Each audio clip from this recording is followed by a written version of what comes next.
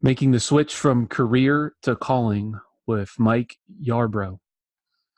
Now, guys, I know a lot of you are doing some work or some ministry on the side or some type of mission or something like that, in addition to your full-time job. However, if you're really being honest, many of you would rather see your side project become your full-time thing. Well, the problem is that a lot of us don't know exactly what to do to make that transition happen. Today, we're joined by Mike Yarbrough. Mike has made the transition from career to calling, and he shares with us today his story of going from being a full-time software engineer to owning his own business that supports he and his family. Now, Mike is an excellent entrepreneur. He's started several successful businesses, and he's doing those full-time. He has employees. And whether or not you're looking to just be a solopreneur or to start a whole business or a whole ministry, a lot of what he talks about can apply in any circumstance or situation. And we look at what you would need to do to make the switch from several different perspectives. So when you're done, make sure you check out the show notes at dadhackers.us/058. Lots of resources from the show, links to his stuff, as well as some books that he recommends for entrepreneurs and those looking to make the switch, as well as the Dad Hackers limited edition t-shirt is still available, so the link for that is there as well. All right, guys, enjoy the show. What's up, Dad Hackers? My name is Patrick Antonucci, and I am the host and founder of this podcast and community of Dad Hackers. Well, Dad Hackers is a community of Christian fathers who are devoted to encouraging, equipping, and enabling one another to become the men that God has created and called us to be, so that we can raise up the next generation of fully devoted followers of Christ and leave a legacy of multi-generational faithfulness. Now, on this show, we primarily interview Christian men to dive deep into their experiences and insights into what it means to be a Christian man, a Christian husband, a Christian father, and a Christian leader. We ask questions that dig deep into the thinking and rationale and experiences of these men so that we can all learn and grow into the men that God is calling us to be. I'm so thankful that you've joined us today. Make sure you subscribe so that you never miss any of our value-packed episodes. Also, please make sure you leave an honest review if you're listening to this in iTunes or any other platform that takes reviews. Reviews boost the show's ratings, which means that more dads are going to come across our show and benefit from the content that we put out. I also wanted to let you know that we do have a free private Facebook group just for Christian dads. So after the show, make sure you hop on over to the show notes. There's a link for that in there as well. All right, Mike, how you doing today, man? Pretty good, my friend. How you doing? Doing pretty good. Thank you so much for coming on the show today. I appreciate it. Yeah, it's my honor. Glad to be here. Awesome. So why don't you tell us a little bit about yourself, who you are, your background, and what you got going on? Let's see. I'm a 41-year-old man who has apparently stolen headphones from a 12-year-old girl, and I've used them in this video so that I can look very professional. That's all right. I got my wife's earbuds because mine broke, and Oh, yeah, you got the pink ones. We almost match, man. It's kind of creepy. So I'm a part-time DJ. I am a 41-year-old guy. I'm Mike Yarbrough. I live in Charlotte, North Carolina with my wife of 23 years, just about now. 2 boys, 16 and 19. And I'm the founder of a couple of different businesses. Wolf and Iron is probably be the most notable one to your listeners and viewers. And then also Rustic and Main. So we make these wedding rings out of historic woods and other unique materials. Pretty cool. And then the Side Hustle Switch, which I think we're going to talk about later on as well. So Side Hustle Switch basically helps entrepreneurs kind of make the leap from their career to their calling, is how we say it. It's basically having something that you, as a side hustle that you really like doing, but you just don't know how to take it full time. You don't know how to make that thing grow. So that's what we do there. Wolf and Iron is all about helping men heed the high call that's on our lives. So it's really about, it's about being the father that you're called to be. I think a lot of guys, not just the father, but also being the leader that you're called to be, being, the dad that you're called to be, and really just setting the example for other people.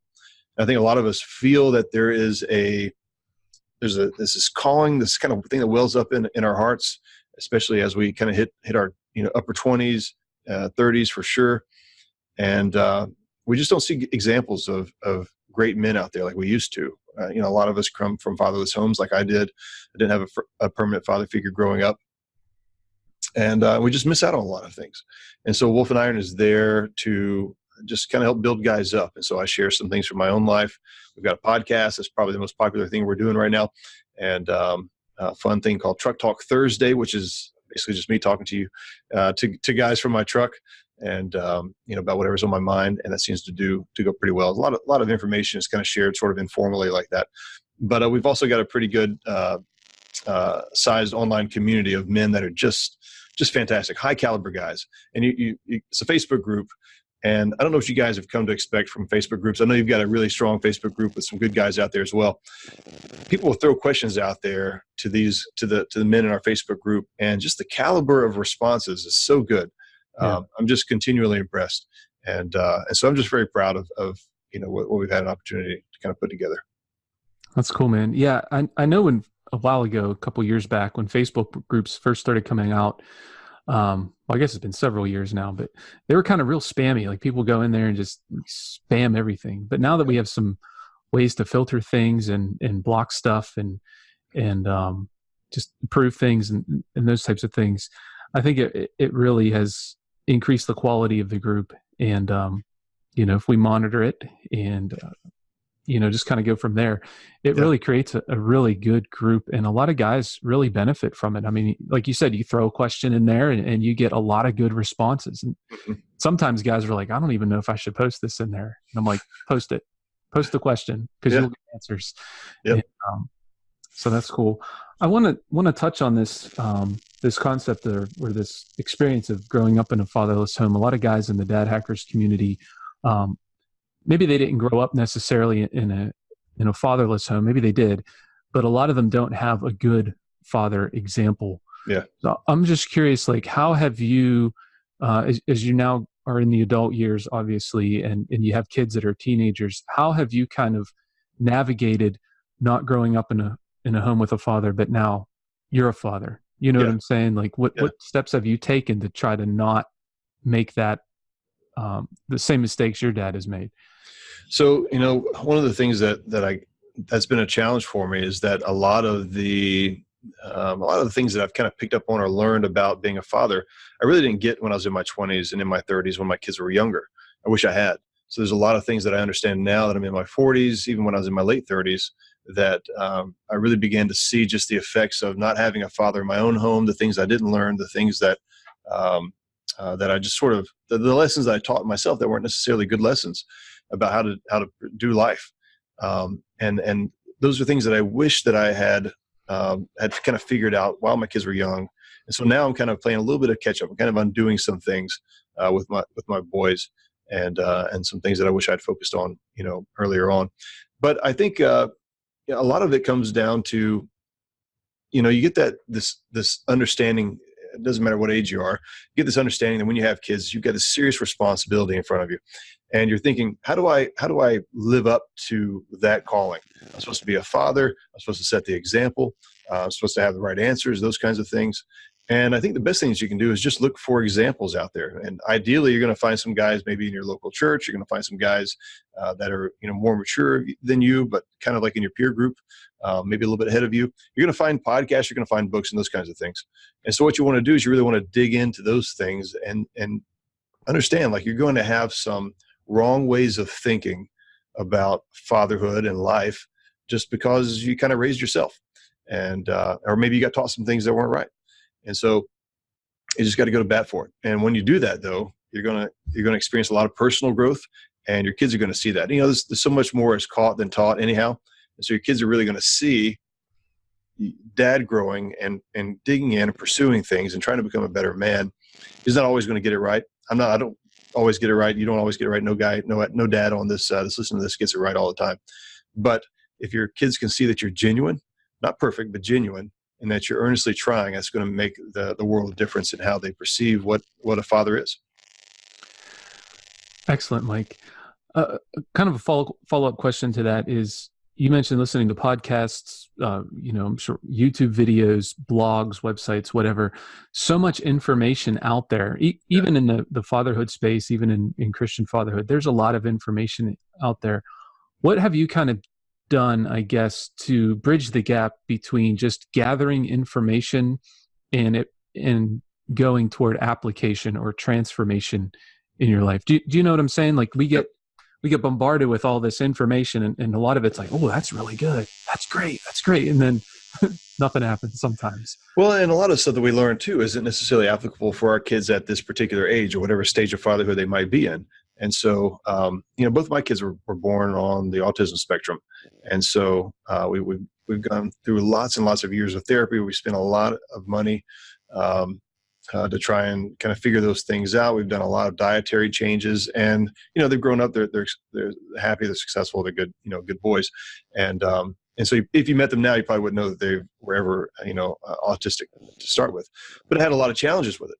And so a lot of the advice that we're getting from parents about how to raise kids, it was really more like kids that are more what do you call it, neurotypical, right? Kids that just sort of, they listen when you tell them to do something. They don't have issues like like one of my kids was sensory seeking, and so he'd want to lick everything like all the time, like eat, he'd lick trash cans, lick stuff out, and some of that's just being a boy. You don't really know where to draw the line. The other kid was sensory defensive, and so he just hated going outdoors, like outside the house more than like one time a day, like going to a store or something like that. It's just overwhelming to him. Didn't sleep at night. Couldn't take discipline. You couldn't spank him. You couldn't tell him, to stop doing stuff. He would have meltdowns and different things like that. And it becomes a challenge really to apply everything that you read, because a lot of things that you read or things that you listen to, they may not necessarily fit your particular life. And so how do you begin to apply? But it's good information. So how do you apply that? I think one of the best ways to do that is you've got to have a group of men in your life. You got to have a circle of guys that understand your situation, that have some insight into, your world particularly. They need to know things about you that nobody else knows, and they need to know kind of how your life works, how your wife works, how your kids think, how you think, and to be able to give you actual practical information to say, this is what I recommend, this is what I would do. And you're going to have to it's a little bit of trial and error. You're going to have to try things. Somebody might say, well, you just need to discipline your kid more. You just need to be more stern. Don't let them, take away everything out of their room or something like that. Others are going to say, no, you just need to connect with them more. You got to, make that, you got to bridge the relational gap or something like that. Yeah. You just don't know what's going to be effective. And so you've got to do some trial and error on your part and really dial it in for your own family, because your family is unique and they need to be treated as such. Yeah, that's a good point. I think lots of times we want to get it right the first time. And sometimes that leads to inaction, like, oh, I'm not sure. And then we procrastinate about it, and we have this perfectionist attitude, and then we end up doing nothing. But we know nothing changes. Yep. So let's kind of lead that into what you're trying to do with Wolf and Iron. You mentioned bringing a community of guys around you, and that's kind of what you're doing with Wolf and Iron. And you talk about heeding the high call on your life. What do you see as like the high call on men in general? And then maybe we'll bring it down to more specifics or granulars. But like, what do you see as like the high call on men in general? I think ultimately the high call for men is servanthood, and that's not something that we would nowadays typically associate with manhood. We think a guy's high call is to go out there and achieve and to crush and to conquer and to do. And I think, look, guys, when you've kind of mastered so many things in your life, if that's even possible to master something, when you feel very competent and you feel very confident about things, you want to give back. When you're doing well in your business, you want to teach other people how to do that. When you're doing well as a father raising kids, you want to teach other people how to do that. When you've got your finances lined up, you want to teach other people how to do those things. And so the highest calling really for a guy is just to serve. And what guys feel a lot of times is that we're going through life in this broken world, and some part of our job is to put it back together.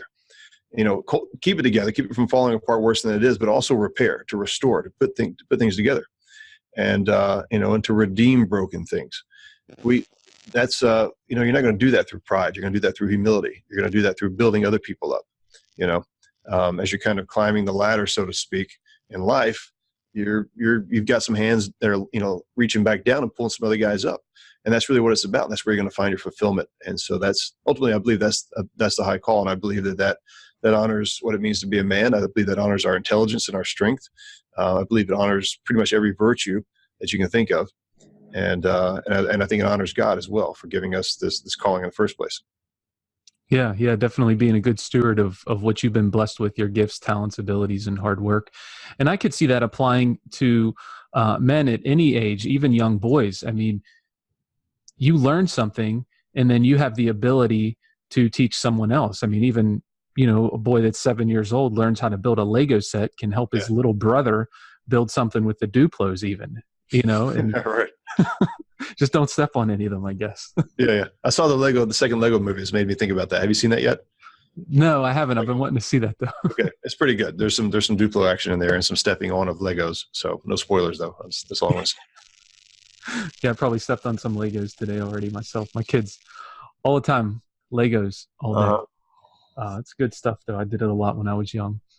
So, I guess kind of segueing this idea of teaching people things, you've started this community, this platform of Side Hustle Switch, and you mentioned it earlier, but can you refresh us on what exactly Side Hustle Switch is, and maybe like how you got into even wanting to do what you do with Side Hustle Switch? Yeah.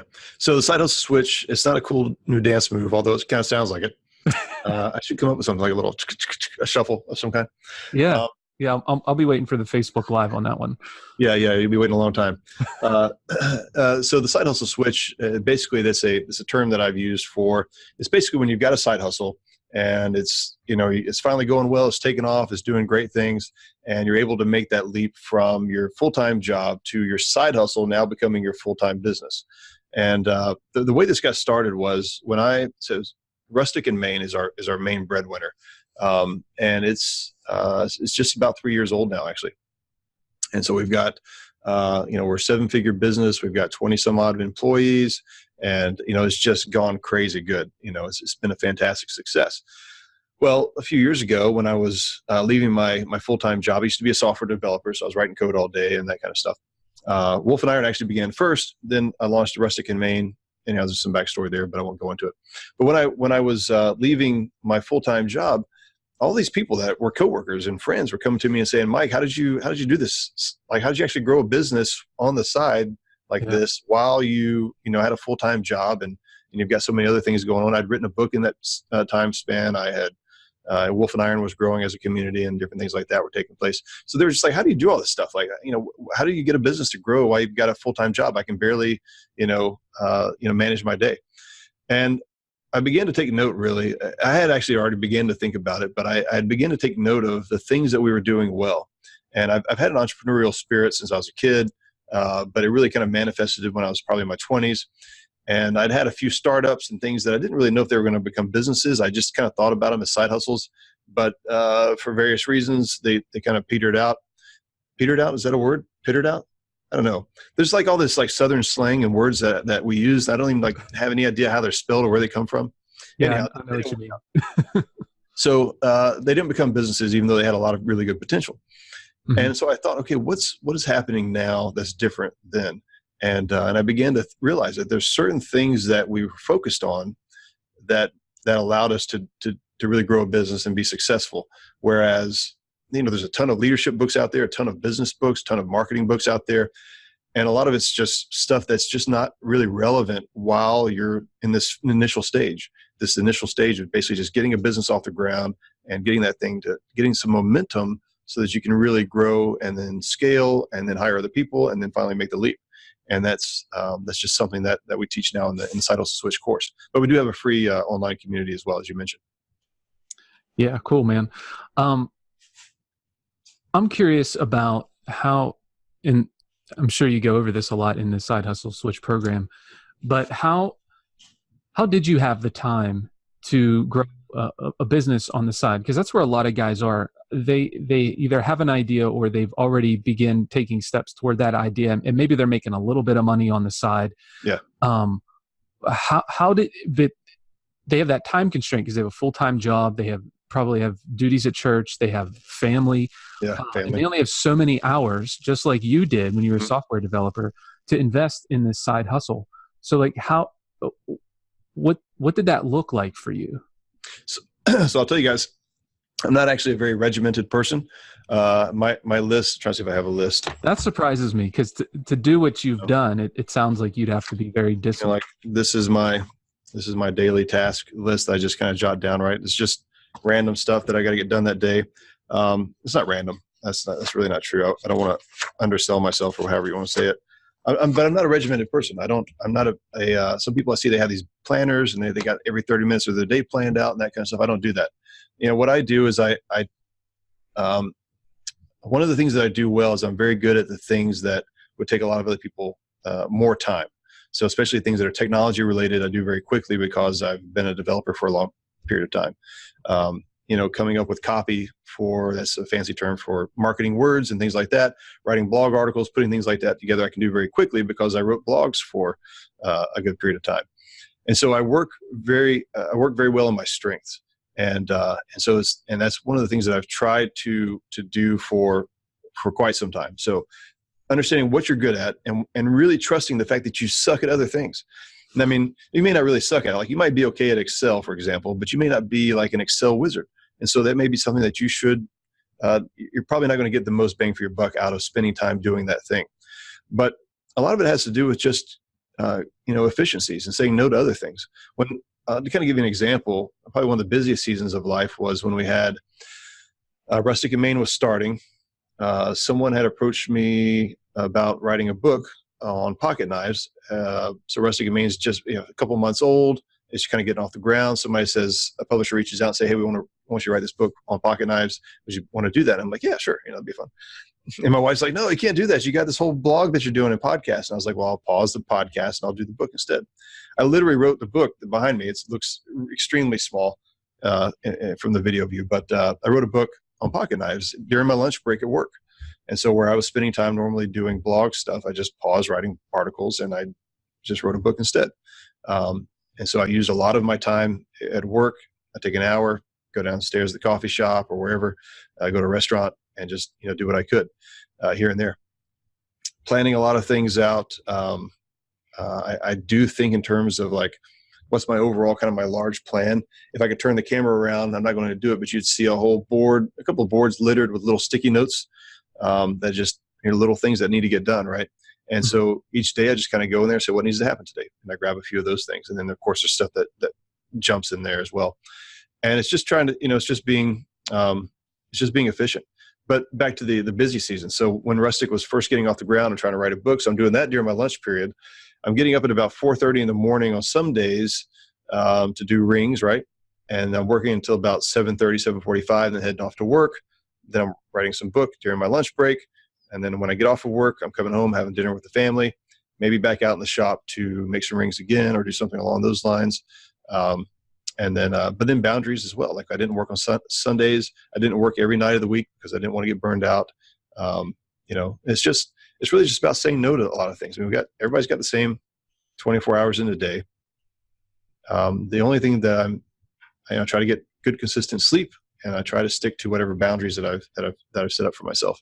Other than that, it's just one brick at a time, man. One foot in front of the other, and it's just creating platforms, foundations to build off of, and then doing things in batches is really helpful as well. So like if you've got any kind of social media content that's got to go out, just spend 4 hours and just knock it out, and just create a bunch of it, and then schedule it out. That kind of stuff.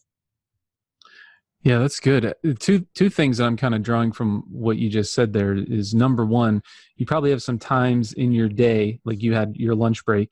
A lot of guys have a lunch break or some kind of break at work or some kind of downtime throughout their day that they're just piddly dinking around. Yeah. There's another saying for you, piddly dinking. Piddly dinking. How do we spell that? Yeah. I'll Google that later. But you can use that time to work on some things, like you were writing your book or writing articles during that time. And then consistency is another thing. Like, you can't write a book in a half-hour lunch break in a week. You'd probably have to do it, day after day for multiple times, or even growing the blog. I mean, you can't write 3 blog articles and then, just put that on autopilot. Yeah, I mean, right. Today you were probably writing another blog article or working on a blog article day after day. And I'm very much an internal processor as well. So a lot of times before I sit down to do something, I've thought a lot about it. I've kind of got a framework in my head. If I don't, I will sit down and spend time creating a framework. And so I don't always follow the framework, but I like to kind of create that. So if I'm writing a blog article, if it's not something that I just intuitively can do, if it's something that I've got to research, I'll kind of map those things out. Like when I was putting the book together, that's like that's a pretty intensive project. So it's, I'm sitting out going, okay, this chapter is going to be kind of about these things. Next chapter is going to be about these things. Here's some stuff I'm interested in, And so even if you only have a 30-minute lunch, whatever, you got a business meeting that's going to run over, that's 30 minutes where you can spend doing something. And that something is going to propel you, right? You take a couple of 30-minute chunks during the week, and now you've got a couple of hours that you've spent towards a project. And so, and then, in the software world, I think this goes beyond the software world, but we actually called it time boxing. It was very useful. We used it for meetings. We used it for all kinds of stuff. And it's that when you look at a situation and you go, I've only got 30 minutes to do something, or I've only got an hour to get something done, you should be looking at that as going, okay, I've got an hour to get this done. I got 30 minutes to get this done. How am I going to be really efficient? And you become really good at that stuff. If you're waiting for like a free weekend, to do stuff, just forget it. Might as well hang it up. You're not going to be a successful entrepreneur. You're probably not going to be a very interesting person, because you just got to, life just doesn't work that way. You've got to find, just those moments to utilize to the best of your ability, and you just get good at it. Yeah, definitely. And I see what you're saying, because I find myself falling into that trap of like, oh, I'll do this when I have a day off of work, or I'll do this when I have, over the summer or during Christmas break or something like that. But if I would take steps every day for 20, 30, 40 minutes and just work on it a little bit at a time, I'd probably be a little bit further ahead than with Dad Hackers than where I currently am. Yeah. And that also brings up the point of this idea of the looming deadline. Lots of times when you put deadlines on yourself, you're able to meet it. But if you don't have a deadline, it's like if a meeting doesn't have a definite stop time, a 15-minute meeting could take 2 hours. You know what I'm saying? And, it's great if you got a publisher asking for, something by a certain date. That's a great deadline. You're right. But if you don't have that, and you don't have the self-control, the willpower to kind of, meet a certain deadline, you'll say, I'm going to finish a book in a year, or whatever the case is. Tell a friend of yours, look, I'll pay you $500 if I don't get this thing done by X date, or I'll give you $100 or whatever, something that you hate to lose. I'll give you this American flag off my wall if I don't do X, Y, and Z by a certain time. Right.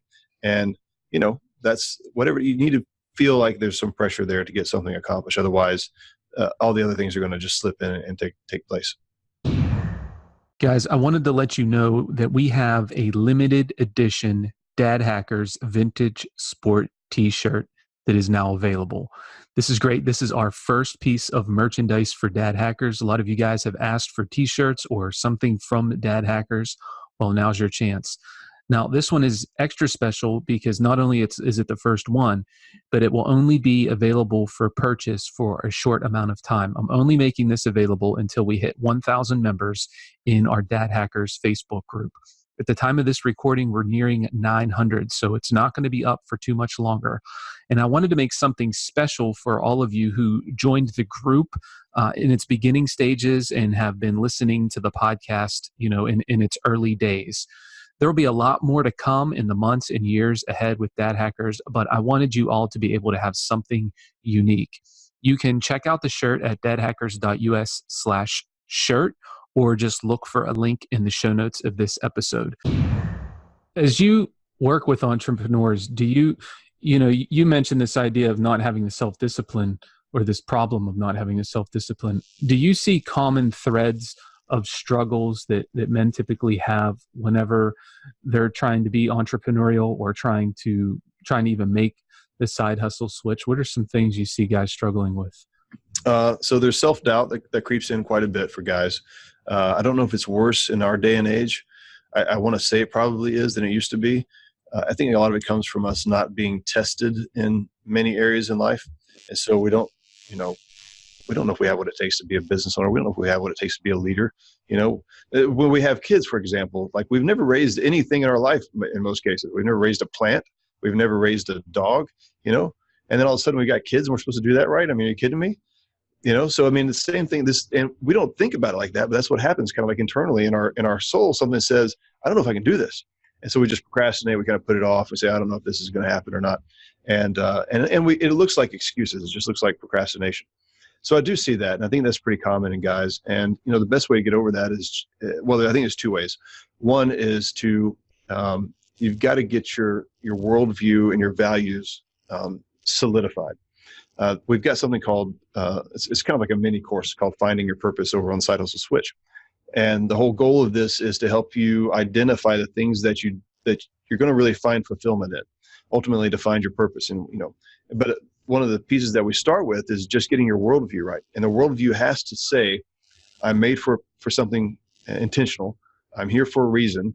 I'm made to do more than what I'm currently doing. And anything else is just nonsense. Like if I don't believe those things, then I'm actually lying to myself. Yeah. And so you've got to get into a place where you really believe, like, I'm actually meant to do more than I can even imagine. The things that I'm always placing limiters on myself, but the world's my oyster type of thing.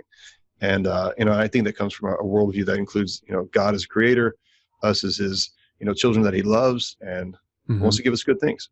That's not prosperity gospel. I don't believe in that kind of stuff. It's just right. We're in a really, really good spot these days, and we have a lot of opportunity. And if we're not taking advantage of it, shame on us.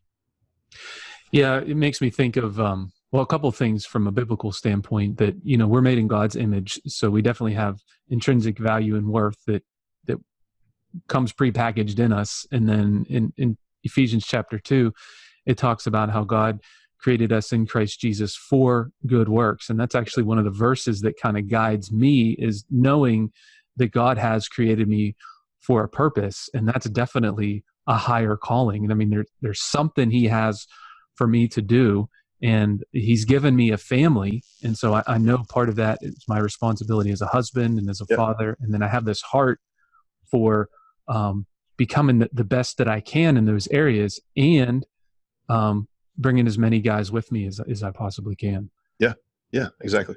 Yeah. And then you talked about how you didn't work every single night of the week, and you'd have dinner with your family, and you didn't work Sundays.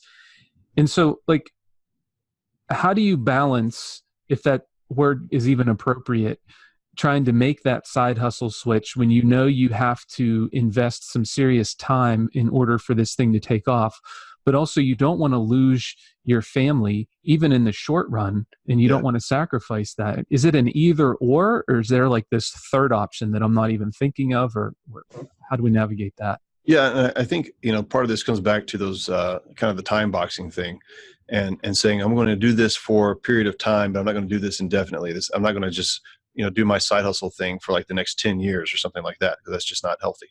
So when I said we got married young, we started having kids young, and I was actually working and going to school for a year and a half, something like that, for a while. Just going to a technical college because I got out of the military and I didn't really have a job. I didn't know what I wanted to do, but I thought I wanted to do something in the IT field. And so there was a period of time there where I was gone like all the time. I mean, I'm working, 40, 50 hours a week and going to school, and it was just nuts. And I'm young, I'm out there doing it, no big deal, whatever. But it was when I got done with it, I'd realized that I'd missed my son, Aiden, who's 19 now. I'd missed a lot of time with him. Like I'd missed a lot of things with him growing up. When he was probably about 2.5 years old, or actually maybe younger than that, about two or so years old. And that was the thing that really just made my heart sink. Like I never want to feel that way again. I never want to feel that like I just missed a big chunk of my kid's life. Dad guilt. The dad guilt. Yeah, I hate that. And so when I was thinking about doing Rustic, and I was like, okay, this is something that could take off. It could do really well, but I'm going to have to put some time into it. I've got to have not really a balance, but I've got to have my bullseye. So my family is the center thing. That's the thing that I want to hit. That's my target, right? I want to spend, my family is at my center. Everything else is, not necessarily bad things. It's just not the main thing. And so I've got one main thing. And I have to realize that when I make a choice to fire an arrow, my time is going to be spent on something. I'm going to take action on something. I'm choosing to hit something that isn't my bullseye. And granted, that's okay. You don't have to spend 24 hours a day with your family in order to, be a good father. And they would probably drive everybody crazy if you did anyhow. But you've got to realize that you're missing the mark, and that's okay for a bit, as long as you come back and you hit the mark, and you're stay focused on the main thing. And I think families understanding, if you say, look, for a season of time, I'm going to be working really hard. I'm going to spend some time here, 3 or 4 hours on a Saturday, out in the shop. I want to do whatever I need to do. And it's for a particular goal. I'm shooting for a goal of to get this many sales, or to get, something to happen. And then when we hit that milestone, I can cut back, or maybe I can even quit my job altogether. And that's one of the things that a lot of people don't do. And that's why burnout's one of the number one reasons that businesses fail, is because even business owners that have made the switch, they're just still going after it like crazy. And they think that they've just got to invest all of their day and all of their time into their business. And look, if you start a business like that, it's kind of like raising a kid. If you start a kid off and you say, I'm going to give you all of my time, all of my attention, all of my energy, that kid's probably going to grow up and be something of a spoiled kid, like the Willy Wonka. Was it like the chubby kid on Willy Wonka, that just wanted to eat all the candy, and he was just annoying as all get out, the brat.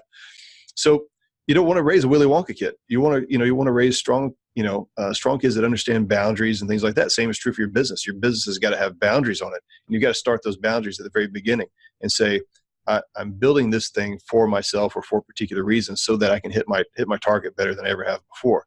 And if it's not achieving that goal, then it needs to go, or it needs to change.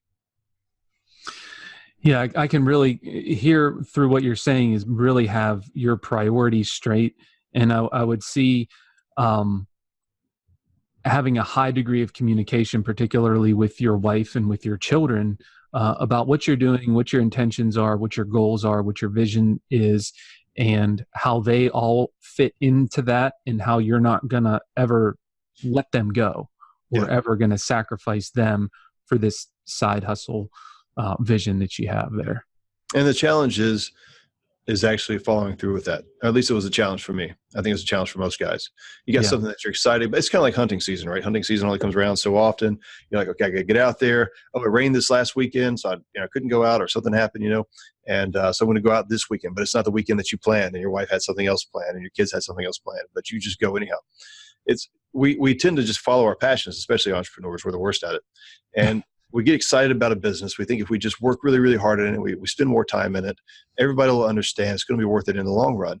But at the end of the day, you got to keep your commitment. You got to keep your word. So if you sit down with your wife and you plan out your week, and you say, okay, I'm only going to work on Wednesdays and Thursday nights, and then I'm going to get up in the morning and work these days. I'm only going to spend 3 hours on Saturday, and that's it. I'm going to cut it off, and I'll be back home for this. You come up with that plan. You got to stick to that plan. And if you can deviate from that plan, you got to bring the team back together, and you got to let them know. But don't just go off and do your own thing. That was always a challenge for me. I get kind of lost in my own world. I'm out there making stuff. I'm having fun. I'm enjoying the peace and the quiet, and and I'd lose track of time, and realize that also basically gone back on my word of how long I was going to spend, how much time I was going to dedicate to this or to that. Yeah, I know. I always feel this pull of just one more thing, one more thing. Like I set aside time in the morning to do some Dad Hackers things before work, and I know that if I need to stop at 5:45 and get ready for work in order to leave on time, and it'll be like 5:46. I'm like, just one more thing, 5:47. I'm like, oh man, I really need to stop, but I know that if I stop at 5:45, I'm going to be able to get everything ready that I need to get ready in order to leave for work on time, and I'm going to be at work on time. But if I start letting those minutes spill over and it's 5:50, 5:52, I'm going to be late. I know that's going to happen. Yep.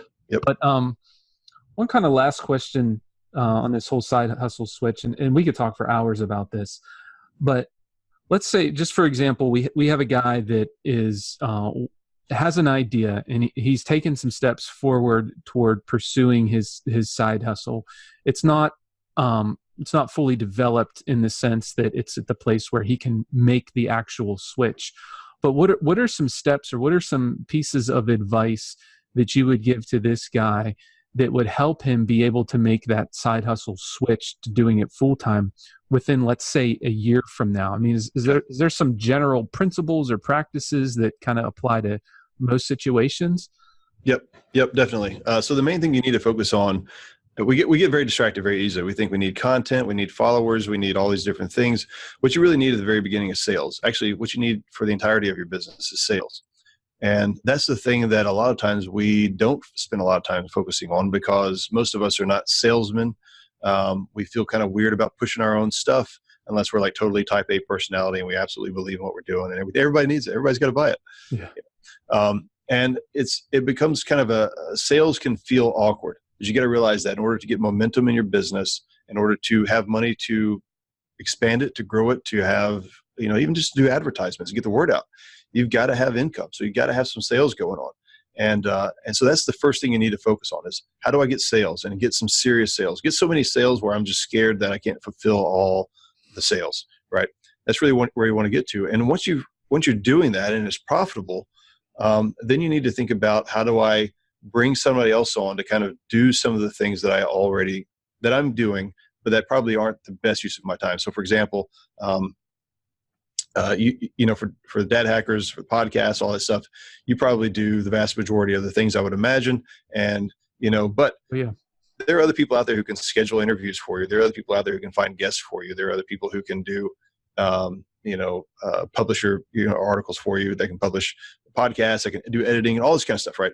And they're going to, you want to get to a place where that if you spent, let's say, instead of spending 4 hours editing all your podcast, and not that it takes that long, but releasing them, whatever it happens to be, if you took that 4 hours out of your week and you spent it here instead, that you could make so much more impact in your business than you could doing these other things. Well, it makes sense to have an intern come in and do these things, or somebody else do these things, but it's going to be unique to whatever your business is. And you've got to think like that. This is thinking systematically. This is thinking in terms of just kind of boxing in the different roles, and that can kind of come out of the things that we just sort of do. We just do a lot of stuff during the day. I mean, just a lot of things for our business. And we need to stop and think, okay, what does it take to actually accomplish this thing step by step? How do I break these steps up and give it to somebody else? And then you become a leader. That's when you go from being what we call a person who has a career and a side hustle to being a business owner that has some hustle. And that's really what you want to have, that mindset where you're like, I'm a business owner. I've got some hustle, but my job is really to lead people and to grow this business. And that's going to happen by getting people in here to do work that I once did and free myself up to do the focus on the growth of the business. Yeah, I could see it. As you grow it, you can become more specialized in what you do. Like you said earlier, focus on your strengths, and then delegate or automate these other areas that are essential and important, but it's not essential that you do them. Yeah, you know what I'm saying. Yeah. Yep. And as we're growing as men, one of the things that we should be growing in is our leadership.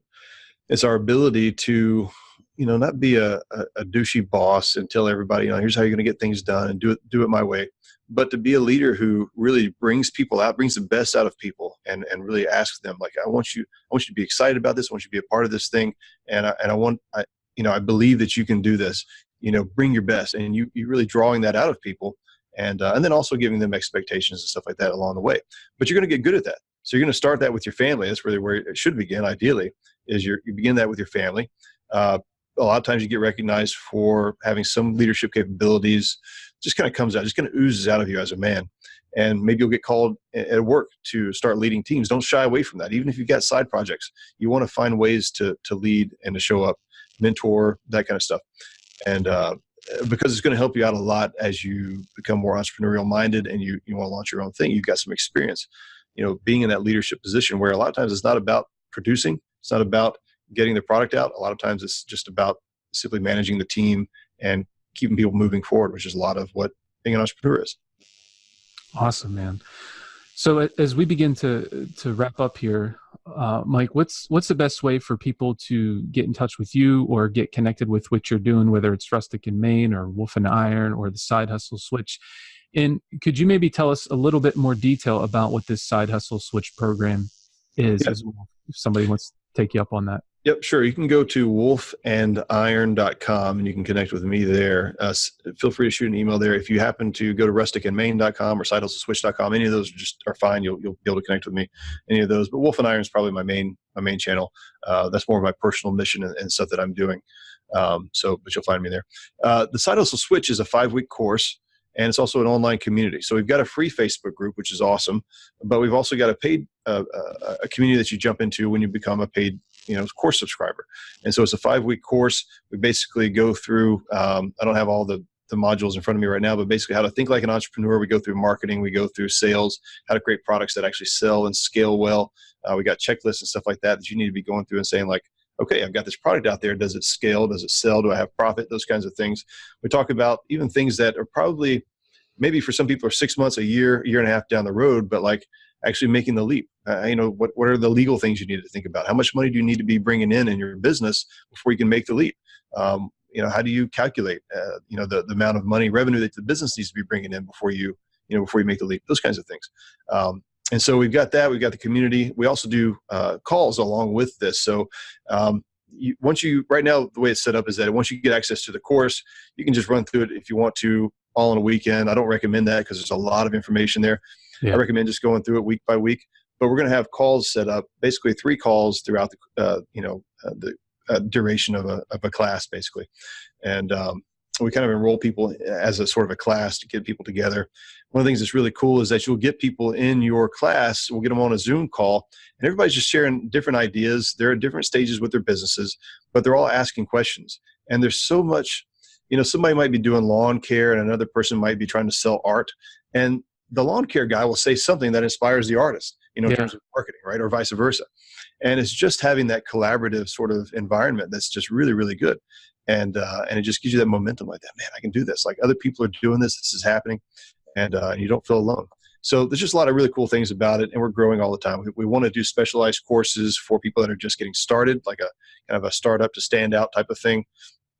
I want to do stuff on branding and marketing and whatnot, but that's all will be coming later on down the road. Cool, man. Yeah, I'll definitely link all those things up in the show notes, and you guys can take advantage of that if they feel so inclined. One final question I like to ask everybody. Yeah. Mike, and we touched on this here and there, but in your opinion, what makes a great dad, Mike? As you sip your tea. Yep. Just so you guys know, the Fido, it's an excellent little restaurant in Nashville. So if you're ever in Nashville, go check it out. Cool. Apparently it used to be like a dog grooming place or something like that. And so they just kind of Fido made it funny and then, turned it into a little restaurant. Got great breakfast food. Awesome. This episode of Dad Hackers is brought to you by Fido. No. Right. So what makes a great dad? That's a really good question. And there's obviously, if it was something we could sum up in one sentence, you wouldn't have much of a career here because right. I just write it in a quote and that'd be it. I think that there are aspects of, like you want somebody who's your champion in a sense, like you want the guy who's like always for you, but also, and does it very, very well, like understands your personality so well that they know how to coach you as well. And that they know how to, kind of love you and lead you, right? They're always in your corner. You never feel like they're not in your corner, but at the same time, they're able to recognize your personality and draw out the best in you. And then beyond that, I think just setting the example, like I say, there's, as we grow up, there are things, as I was raised mostly by my grandfather on my mom's side of the family. And there's still things as a man now that I think about, that I still relate to him that become like, oh, that's why he did this, or that's why he did that. So, these are things that I observed when I was a kid. But as an adult, I think on it and I go, oh my gosh, that was so smart. There's so much value there. I'll give you a quick example here, just as I was thinking about it. Yeah. My granddad's taking me to school one day and he gets pulled over by a cop. And we live out in the country, and we raise our own food and we hunt and all that kind of stuff. He gets pulled over by a police officer, and I'm kind of nervous because I'm like a kid. My granddad's I don't know what's going to happen. Like he's going to go to jail. Like I don't know about getting over. And and I guess also there's this thought of like maybe he's going to be ticked off because he got a ticket. A stupid cop and whatever. Well, he does whatever he's got to do, sign something for the ticket and stuff like that. And he's got some watermelon in the back of the truck. And he asked the police officer if he wants some watermelon. And there was just that police officer takes it. It wasn't like a bribe or anything. Like I'll give you some watermelon if you give me off this ticket.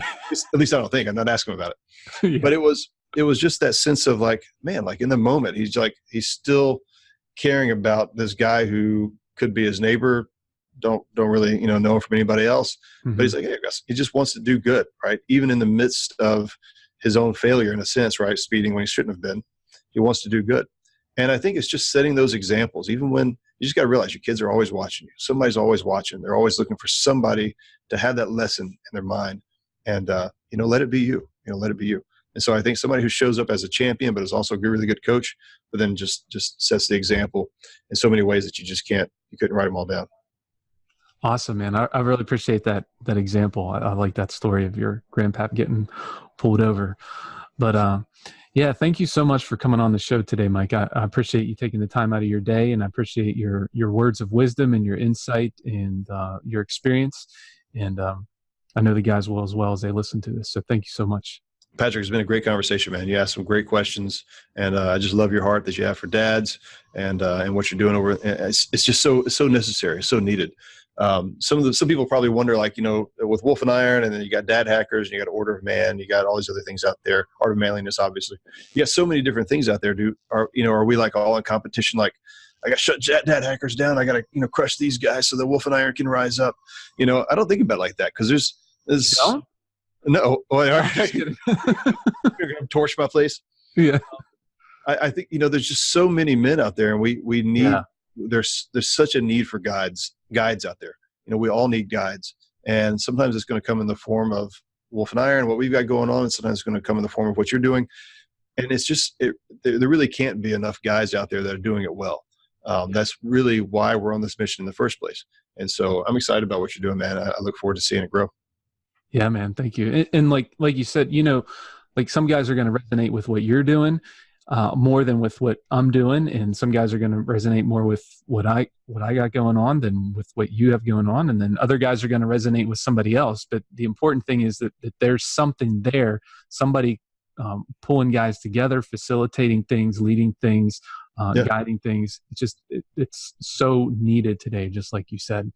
But anyway, man, thanks again. I appreciate it. Yeah, you bet, buddy. All right, take care. Gentlemen, there's our show with Mike Yarbrough. Thanks for tuning in today. I appreciate it. I hope our conversation was a blessing to you. And I want you to take a minute right now and commit to doing at least one of the things that you heard from the show today. Now, I know that not everybody is an entrepreneur, but we talked about some other things that could definitely apply to any man in his walk as a husband, father, or a Christian. So reach out to me. Let me know exactly what it is that you're going to commit to. Make sure you go to dadhackers.us/058 to get the show notes. And while you're there, you'll find links for how to connect with Mike and what's going on with his various projects, as well as opportunities to connect more with the Dad Hackers community. Don't forget to check out our limited edition vintage sport Dad Hackers t-shirt. It's going to be available for just a short bit longer. And then we'll come out with some new stuff as time unfolds. But that one will not be available forever, so make sure you get one before they're gone. All right, guys, until next time, remember Proverbs 27:17, as iron sharpens iron, so one man sharpens another.